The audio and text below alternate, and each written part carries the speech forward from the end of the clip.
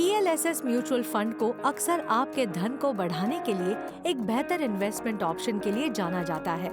आइए जानते हैं क्यों। ELSS का मतलब इक्विटी लिक्विड सेविंग स्कीम है। यह एक प्रकार का इक्विटी म्यूचुअल फंड है जो एसेंशियली इक्विटी और इक्विटी से रिलेटेड सिक्योरिटीज में इन्वेस्ट करता है। ELSS section 80C investment instruments के अंदर आता है।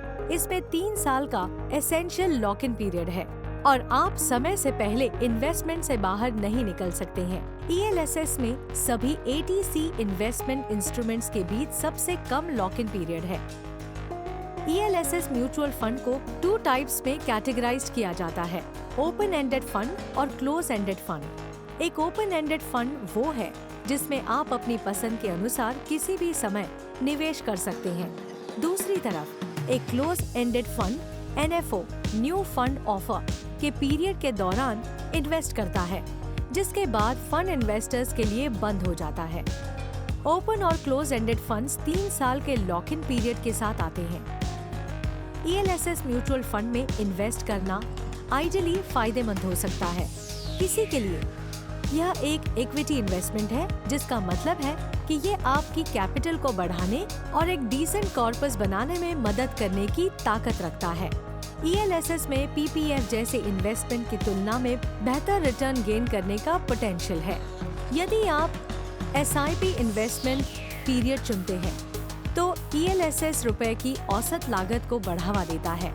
इसके अलावा सभी 80C इंस्ट्रूमेंट्स में ELSS में 3 साल का सबसे छोटा लॉक इन पीरियड होता है। ELSS एक टैक्स सेविंग इन्वेस्टमेंट है। IET एक्ट के सेक्शन 80C के तहत ये हर साल 1,50,000 तक की इनकम में कटौती की इजाजत देता है। इसमें सेक्शन 80C के तहत उपलब्ध सभी इन्वेस्टमेंट ऑप्शन में सबसे अधिक रिटर्न देने की ताकत है।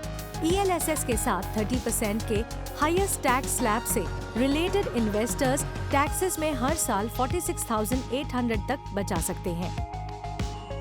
ELSS एक बेहतरीन टैक्स सेविंग ऑप्शन है क्योंकि आपको प्रति वर्ष 1 लाख रुपए तक के मुनाफे पर कोई long time capital gain tax नहीं देना पड़ता है।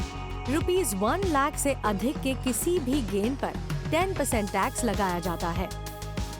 ELSS म्यूचुअल फंड में इन्वेस्ट करने के 2 तरीके हैं। आप एक मुश्त या सिस्टमैटिक इन्वेस्टमेंट प्लान या SIP के जरिए इन्वेस्ट कर सकते हैं, जो किस्तों में इन्वेस्ट की इजाजत देता है।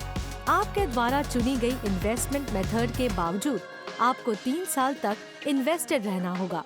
इसका मतलब है कि हर एक SIP किस्त को एक अलग किस्त माना जाता है और इसे 3 साल के लिए बंद कर दिया जाता है।